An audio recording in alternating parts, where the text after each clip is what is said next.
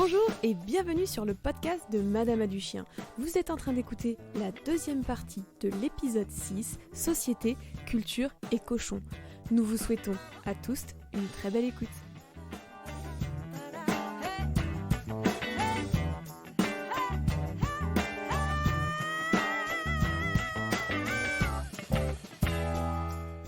Après ces définitions, on va maintenant attaquer le cœur du sujet du podcast, même si on a déjà beaucoup parlé jusqu'ici. Et on va commencer par parler de ce qui se passe dans le règne animal. Donc, on va commencer par aborder le sujet qu'on connaît le mieux, qui nous concerne le plus directement, qui va être celui des chiens. Et c'est déjà intéressant de voir que parmi les chiens, on a une catégorisation entre les chiens de valeurs en fonction des différentes races ou des types de chiens qu'on peut avoir. Donc on peut déjà penser à cette fameuse loi de catégorisation des chiens qui va classer certains chiens dans des catégories qui vont être considérées comme étant plus dangereuses, donc la catégorie 1, la catégorie 2, qui sont des chiens pour qui il va y avoir un traitement particulier dans la société, donc il va falloir avoir un permis de détention, ces chiens vont devoir porter des muselières dans certaines conditions, ils vont être soumis aussi à des contrôles vétérinaires. Donc on a des types de chiens, parce que c'est vraiment des types, c'est basé sur l'aspect physique et également sur certaines races, qui vont être considérés comme étant plus dangereux et devant être plus à surveiller et plus à contrôler. On va aussi retrouver, d'un point de vue plus global, une opposition entre certains types de chiens. Par exemple, il y a des races qui sont beaucoup plus valorisées que d'autres. Type, par exemple, le malinois ou le berger allemand, c'est des vrais chiens. Alors qu'un chihuahua ou un bichon, c'est un chien mémère, donc c'est pas vraiment un chien. Donc là, on a déjà cette opposition de il y en a qui sont meilleurs que les autres. On peut aussi voir une différence dans le traitement qu'on va avoir sur, par exemple, le chien de chasse et le chien de berger. Moi, je trouve qu'on a un vrai écart entre les deux, où le chien de berger va être considéré comme un chien intelligent, qui est capable d'apprendre très vite, un chien un petit peu plus noble, là où le chien de chasse va avoir plus mauvaise presse, où on va avoir moins de scrupules à faire dormir dehors le chien de chasse que le chien de berger, et pour lequel on va peut-être avoir moins de questionnements au niveau du bien-être si on le considère, pas forcément quand je parle de chien de chasse, un chien qui va chasser, mais d'un type de chien qui va être le chien de chasse. Et ça peut être aussi, par exemple, en fonction du pédigré. Le fait que le chien ait des papiers ou non fait qu'il n'aura pas forcément la même valeur aux yeux de la société. Et puis même parfois, au sein des chiens qui ont un pédigré, il y a des meilleurs pédigrés que d'autres, il y a de meilleures lignées que d'autres. Donc les chiens ne sont pas finalement tous égaux. Et on a déjà, au sein même des animaux qui vivent avec nous, une catégorisation, consciente ou inconsciente, des chiens en fonction de la valeur qu'on va leur accorder, qui en soi n'est basée sur rien, sinon que nos représentations personnelles qu'on va projeter sur ces chiens qui vivent avec nous. Pour moi, alors c'est très personnel, mais par exemple le fox terrier peut verrouiller sa mâchoire, mais fait pas partie des chiens catégorisés. Or, c'est un chien qui est super dangereux. Quand il verrouille, quoi. Parce que c'est une de ses particularités dans la chasse, c'est le fait qu'il lâche pas. Et en fait, moi je les appelle les chiens à tête carrée, on va dire, ceux qui sont catégorisés. Et en fait, maintenant, il y a du délit de faciès plus avec ces chiens-là, parce que on va considérer que c'est des chiens qui peuvent potentiellement être beaucoup plus dangereux, agressifs, voilà. Et ce que j'observe actuellement, en travaillant en refuge, c'est que malheureusement, ces chiens-là, ils sont énormément abandonnés, exactement comme les malinois. Et c'est bizarre, parce qu'en fin de compte, c'est des chiens, entre guillemets, de bonhomme, qui sont le plus abandonnés en ce moment, et qui remplissent le plus les refuges. Et alors après, ça c'est plus ma position en tant que personne qui travaille auprès des chiens.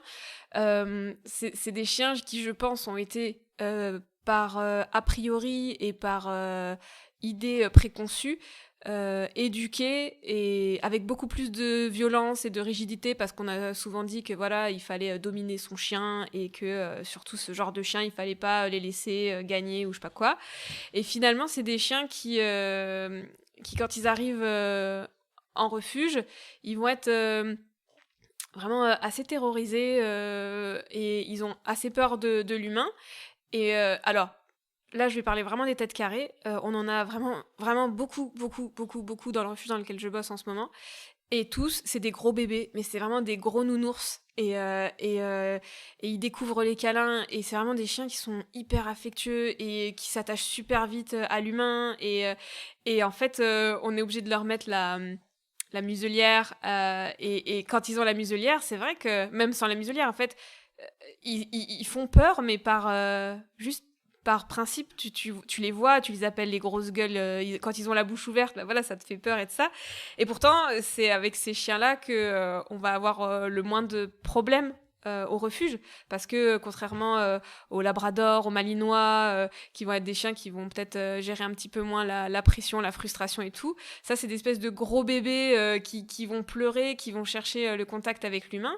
Et à cause de ce délit de faciès et de la catégorisation, c'est des chiens qu'on va pas réussir à faire partir d'un refuge, parce qu'un chien à tête carrée qui arrive en refuge, tout le monde considère que c'est parce que c'est un chien qui a mordu ou qui est hyper violent et tout ça. Et donc il y a vraiment toute cette image qui est véhiculée sur la violence que ces chiens pourraient avoir en eux, mais que moi j'observe tellement jamais, quoi.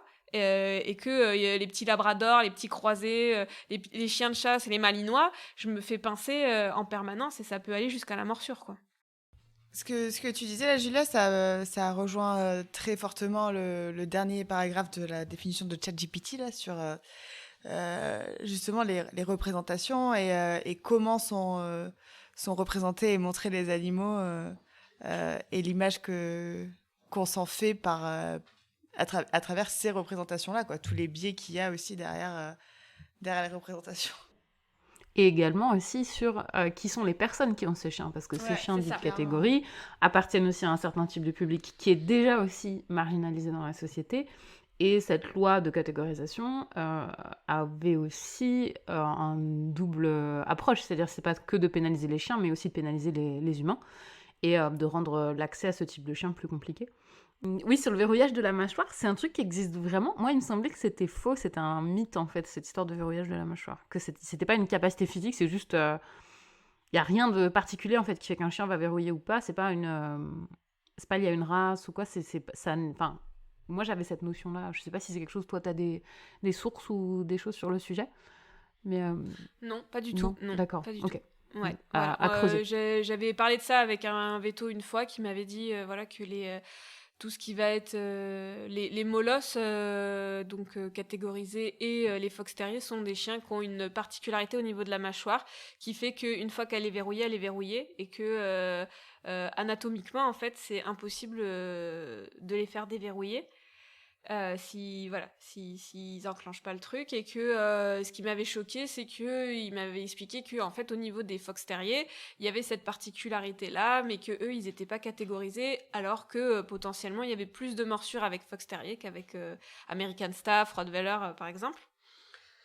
Et que après, c'est ça, en fait, moi c'est vraiment le fait que ces chiens là à tête carrée, c'est tout de suite les mecs qui vont vouloir avoir leur chien, leur vrai chien, comme ils vont dire, le chien bien viril, sauf qu'ils vont tout de suite rentrer dans un espèce de rapport de domination.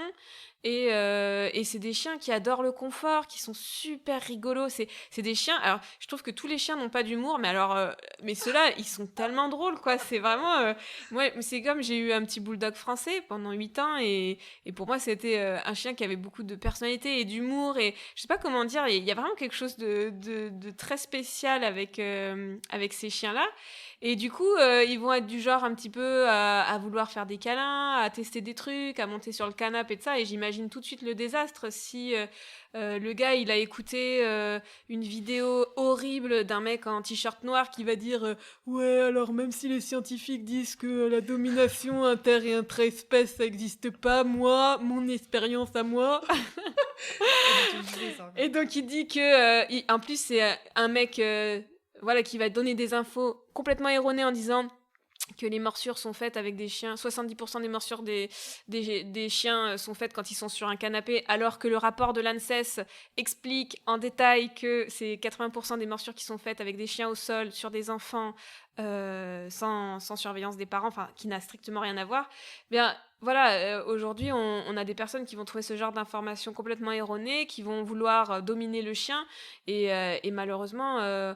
on fait pas mal de réquisitions aussi au niveau du refuge. Et les réquisitions, elles sont toujours un peu sur le même type de personnes, quoi. Donc voilà, c'est des chiens qui sont stigmatisés, mais aussi qui ont vécu des violences.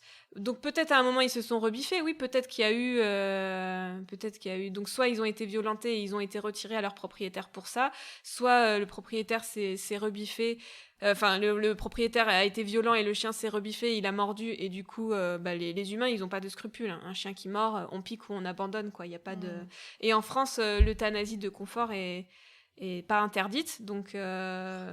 Donc voilà, donc il y a des choses un peu voilà comme ça, mais c'est vrai que c'est ça qui est assez aussi dingue à voir, c'est que les gens qui viennent en refuge, par exemple, t'as un golden retriever, un dalmatien ou un husky, les gens ils s'en fichent de savoir le tempérament du chien.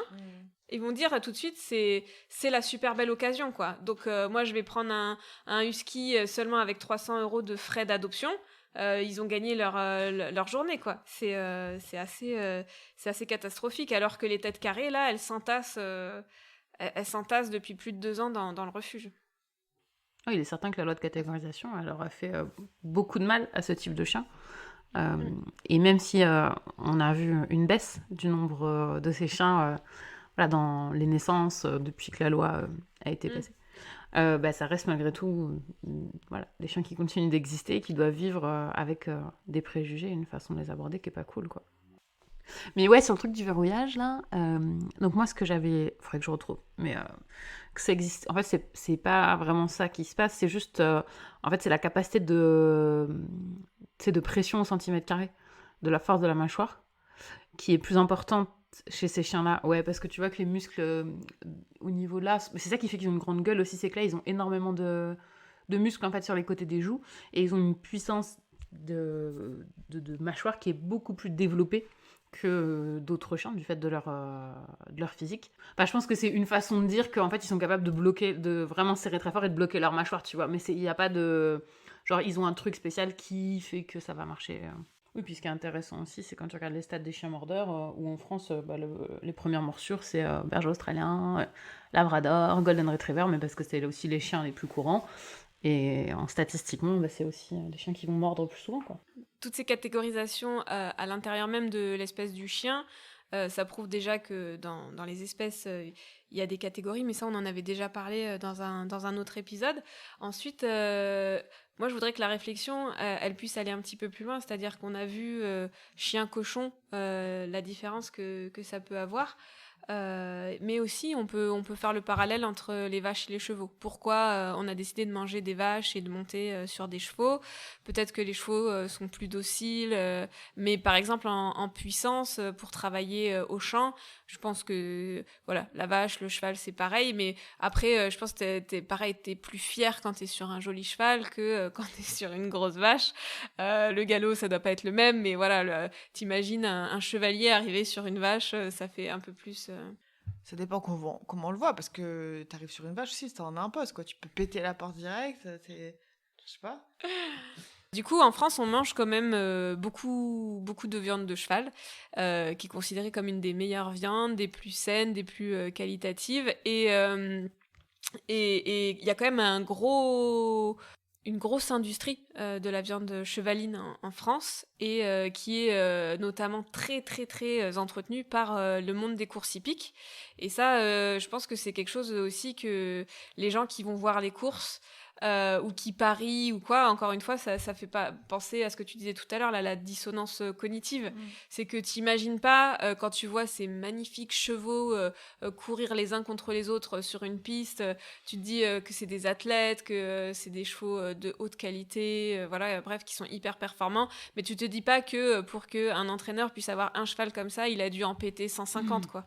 Et que ça veut dire que c'est des chevaux qui, dès l'âge de 2 ans, alors qu'ils sont en pleine croissance, sont montés, débourrés, violentés, mis dans des box, traités comme des merdes, et puis que s'ils font pas l'affaire ou s'ils se blessent, bah ça va cash à l'abattoir, quoi. Mais cash. Et là, il y a énormément de fric derrière tout ce business, et que en fait il y a quand même des chevaux, enfin c'est aux alentours des 750-800 euros en fait le cheval de course en termes de viande, donc ça fait quand même un revenu, et que quand tu vois le prix que ça coûte d'avoir un cheval, les entraîneurs ils réfléchissent même pas, hein, c'est que c'est beaucoup plus intéressant de l'envoyer cash à l'abattoir dès que tu as besoin d'un petit peu d'argent, et en fait c'est vraiment tu convertis ton cheval en fric, quoi.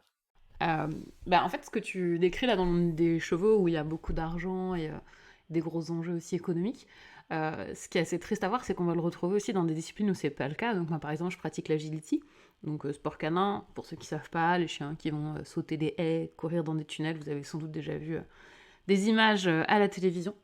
Et c'est un sport qui réunit une petite poignée de passionnés. On doit être, je crois, 5 ou 6 000 licenciés en France. Donc voilà, on n'est pas extrêmement nombreux à pratiquer le sport. Et pourtant, on a aussi les mêmes approches pour certains compétiteurs, de prendre des chiens ou de faire même naître des chiens chez eux, d'en garder 4-5, de commencer à les préparer très jeunes, parce que on va pas non plus les garder longtemps, ça coûte cher, et si jamais ils ne présentent pas un profil idéal ou des performances adaptées, eh bien de se séparer de ces chiens. Donc on ne peut pas faire de la viande de chien en France, donc ils sont pas vendus à l'abattoir, mais ils sont replacés chez d'autres personnes, et tout ça se passe bien sûr à couvert, c'est-à-dire qu'on va jamais avoir de visibilité sur ça, et d'ailleurs beaucoup de ces personnes-là aussi ne vont pas du tout communiquer sur le fait qu'ils ont par exemple un chiot, pour pas qu'on se dise mais 6 mois après, pourquoi il n'y a plus le chiot en fait, et d'un seul coup ils ont arrivé avec un chien qui a 18 mois, on se dit ah c'est incroyable, qu'est-ce qui s'est passé pendant 1 an et demi, pourquoi est-ce qu'on n'en a pas entendu parler, et c'est souvent parce que y en a eu 2-3 autres avant qu'on n'aura pas vu, quoi. Donc même dans les moments où il n'y a pas forcément d'argent, parce que dans l'agility tu gagnes aucun argent, tu ne fais que le dépenser, c'est vraiment, si vous avez de l'argent à dépenser, faites de l'agility, parce que là vous allez pouvoir en jeter par la fenêtre. Donc il n'y a aucun argent à gagner, même si souvent c'est aussi des gens qui vont être coach ou vendre des stages et tout, donc ils ont quand même un intérêt à avoir des résultats pour pouvoir après derrière vendre ce qu'ils font, mais c'est même dans ces milieux-là, il y a quand même ce genre de pratique, quoi. Donc ça m'avait vraiment choqué, où on s'imagine que le chien est un peu préservé de ce genre de choses en tant que, encore une fois, meilleur ami de l'homme, et finalement c'est pas forcément le cas.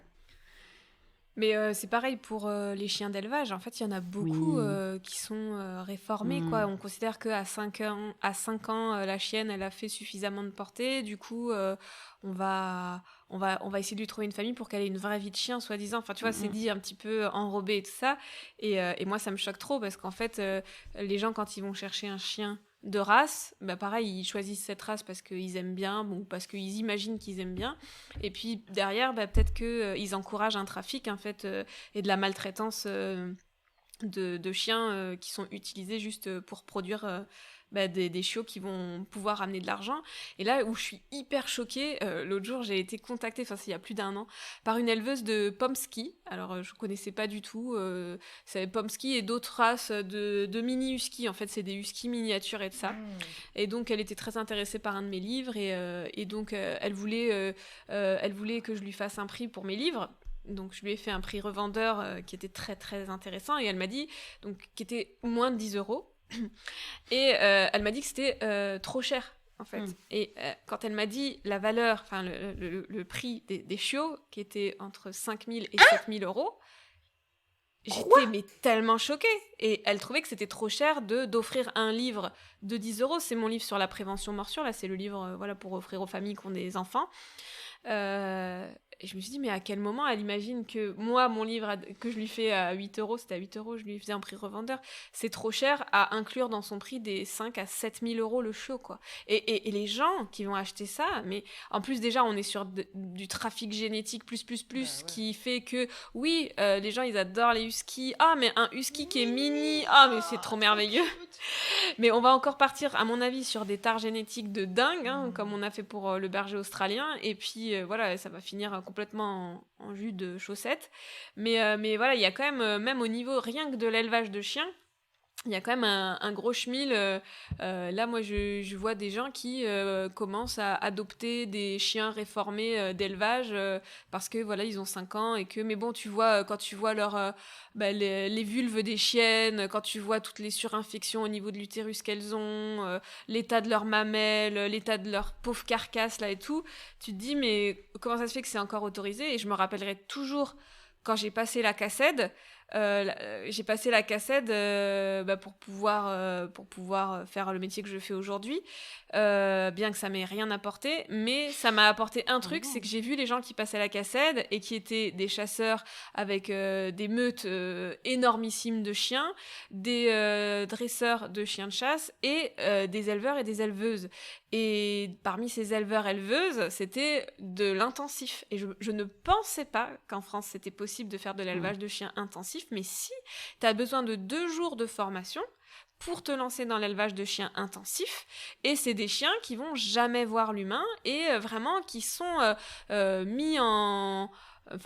qui sont fertilisés tous les 3-4 matins dès que c'est possible et vraiment qui sont exploités 2 à 3 fois par an. C'est assez à gerber, mais vraiment à gerber. Et les gens, ils disaient « Ah bah oui, moi en ce moment, j'ai 200 chiens sur le site. » Et tu te dis, mais les gens qui vont chercher un chien sur ce genre de site, c'est vraiment, ils n'ont pas eu l'information, mais c'est pas possible de pas pouvoir juste imaginer qu'on est sur de la pure maltraitance et du business d'animaux, quoi. Près de chez moi, il y a la plus grande ferme à chiens de France, où il y a plus de 1000 reproducteurs sur le site de l'élevage. Et pourquoi personne n'en parle de ça ? Je sais pas, il doit avoir tous ces petits agréments qui vont bien, et ça doit tout bien passer, tu vois. J'imagine que... Il n'y a pas de loi qui devrait s'appliquer à ça, ou j'en sais rien. Et puis, c'est assez horrible, ouais. Donc tu dis que les refuges sont pleins partout en France, les fourrières sont pleins, il y a de la place plus nulle part, et il y a des gars, des personnes qui, ça doit qui être ont des plus gars. de 1000 reproducteurs. Pardon. Plus de 1000 reproducteurs, ouais. Et après, pendant la CACED, j'étais mais tellement choquée, parce qu'alors là, il faut que cette information, elle soit dite quand même, c'est que...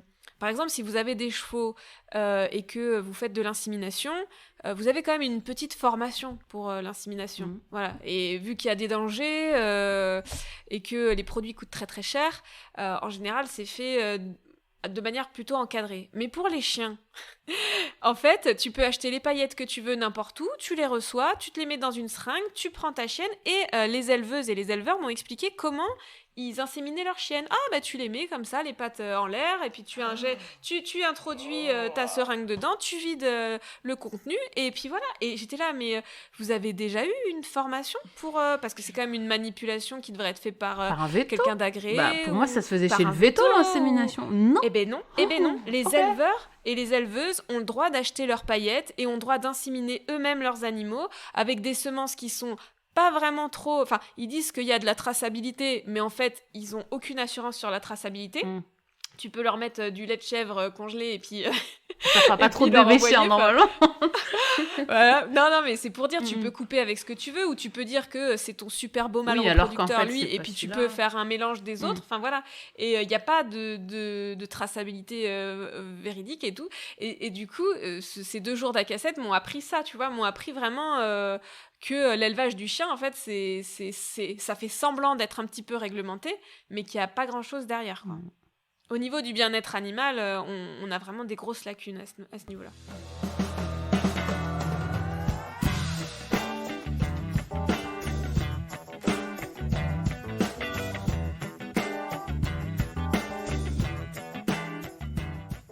Peut-être pour faire la transition avec la partie suivante, même si c'est pas de la chasse, quand tu parlais des chevaux tout à l'heure, je voyais un parallèle aussi avec les taureaux d'élevage qu'on élève pour la corrida et les personnes qui sont les aficionados et aficionadas, comme on dit. L'argument qui revient régulièrement pour justifier la corrida, c'est « Ouais, mais regarde la vie qu'ont ces taureaux avant la corrida, avant de se retrouver dans l'arène, quoi. Ils sont dans des champs, tout le monde s'occupe d'eux, ils ont la meilleure vie, enfin, c'est la vie de rêve pour un animal. Ouais, enfin, si la finalité derrière, c'est d'aller se faire buter dans une arène, quel est l'intérêt de passer 3, 4, 5 ans, enfin, je sais pas à quel âge ça termine dans une arène, un taureau, mais quel est l'intérêt, du coup, d'être élevé, d'être chouchouté et choyé pendant 3, 4, 5 ans, si c'est pour terminer, de cette manière-là aussi, tu vois, ça me faisait penser à ça, ce que tu disais sur les gens qui voient le cheval de course comme un athlète et tout, et qui derrière s'imaginent pas, bah c'est un peu l'inverse. Enfin, il y a un processus un peu inversé ou en parallèle avec les taureaux qu'on élève pour la corrida, je trouve. Les courses hollandaises, ça va être la seule façon de conserver la race locale des vaches, je savais pas. des vaches landaises. Voilà. Ils vont te dire ah ouais, oui, mais s'il y a plus les courses landaises, bah il y aura plus cette race, elle va plus exister. Il y a un sacré manque d'imagination parce qu'il y a quand même plein d'autres choses que tu peux faire qui n'impliquent pas de stresser des animaux à les faire courir après des gens dans les rues. Enfin non, je sais pas. Voilà. Après, ça reste quand même, que ça soit la course landaise ou la corrida, c'est quand même tester sa virilité, quoi. Je veux dire, il y a quasiment que des mecs qui font ça. Et les jeunes dans les fêtes landaises et tout ça, c'est vraiment au moment où ils sont un peu bourrés, ils vont y aller pour tester leur virilité, et tu vas aller voir, vraiment, ça roule des mécaniques, ils font pas... Enfin, je veux dire, il y a rien d'intelligent derrière, dans tous les cas. Et je sais pas si vous savez aussi, dans le sud-est, ils font ça aussi, ils lâchent des taureaux ou des vaches dans la rue aussi, et tu peux te mettre au milieu et essayer d'arrêter le taureau à main nue. Pourquoi?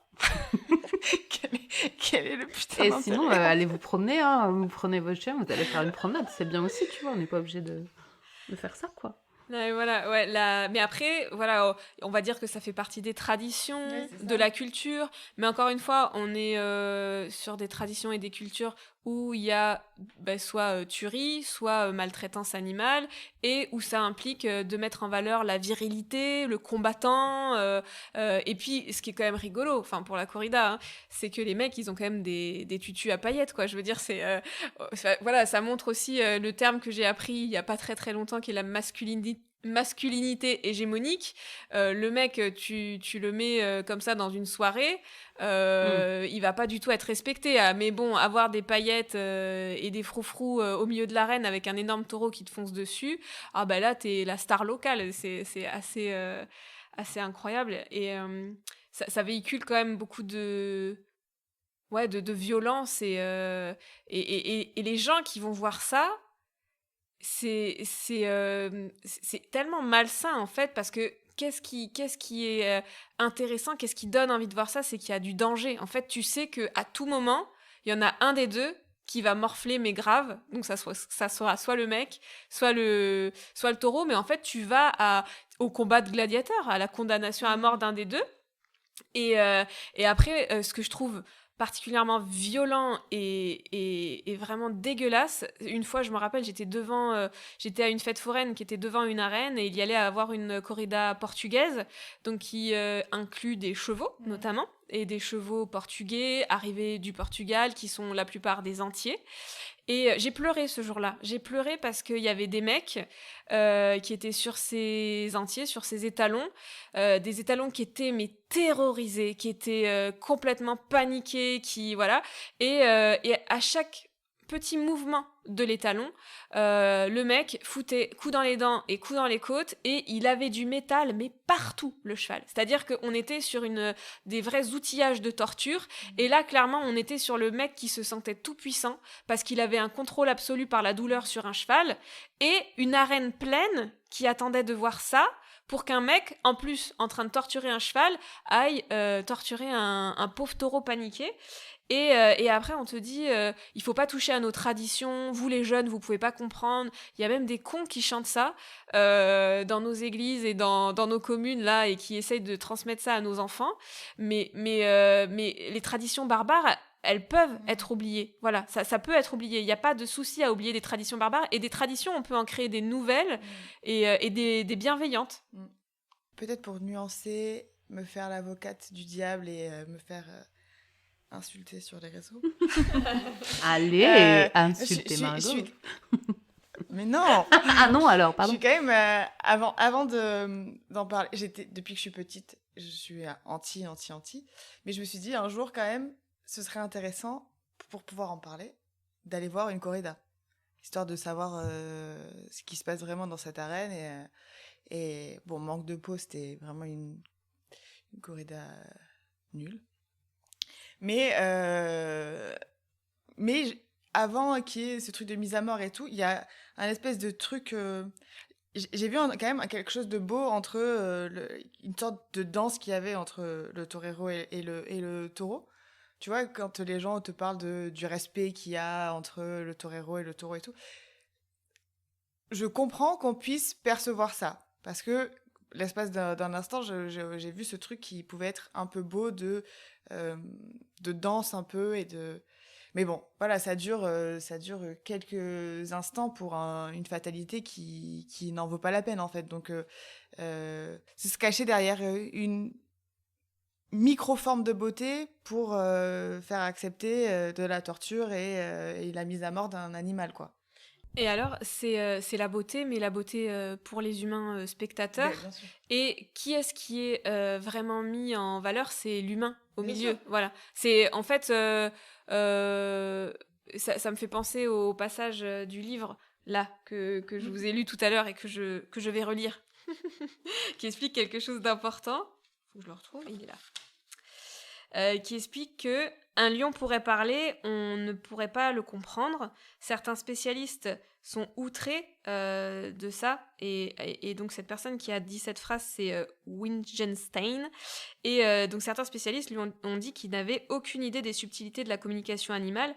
Mais le sens profond de cet aphorisme est clair. Nos expériences sont si différentes de celles du lion que nous n'arriverions pas à le comprendre. Même si il parlait notre langue. En réalité, la réflexion de Wittgenstein portait aussi sur des peuples de culture étrangère avec lesquels, bien que nous comprenions leur langue, nous n'arrivons pas à trouver nos repères.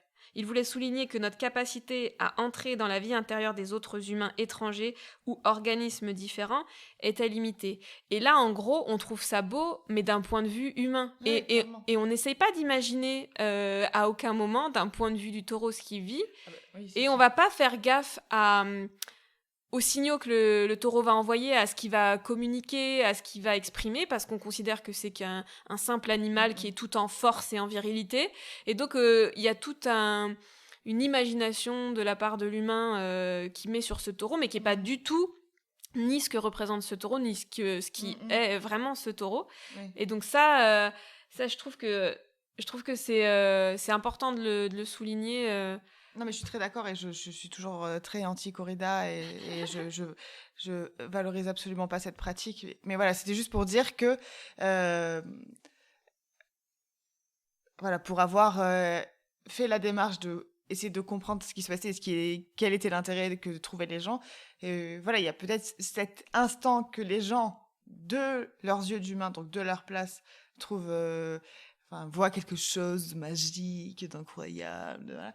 Et après, oui, évidemment, c'est que le frisson et le risque de la mort de l'un ou l'autre qui attire les gens. Mais vraiment, la corrida, c'est pas OK. Donc la citation du passage du livre que je vous ai faite, c'est le livre de Franz de Waal, qui est donc un éthologue, qui a écrit un livre « Sommes-nous trop bêtes pour comprendre l'intelligence des animaux ?» Il a aussi écrit un livre il n'y a pas très longtemps sur la notion du genre dans l'espèce animale, et qui est super intéressant, et qui est intervenu sur un podcast de Victoire Tupaillon des couilles sur la table, où en fait il expliquait que c'est pareil, le genre et la notion de genre, ça existait chez les singes et les primates, parce que lui il est spécialisé dans les primates, et que c'était très accepté en fait chez les primates qu'il y ait des femelles qui se comportent comme des mâles, par exemple. Et donc je trouve que c'est très intéressant, mais ça fera partie des recommandations de ce podcast. Merci à toutes et à tous d'avoir écouté cette deuxième partie de notre 6e épisode du podcast Madame a du chien.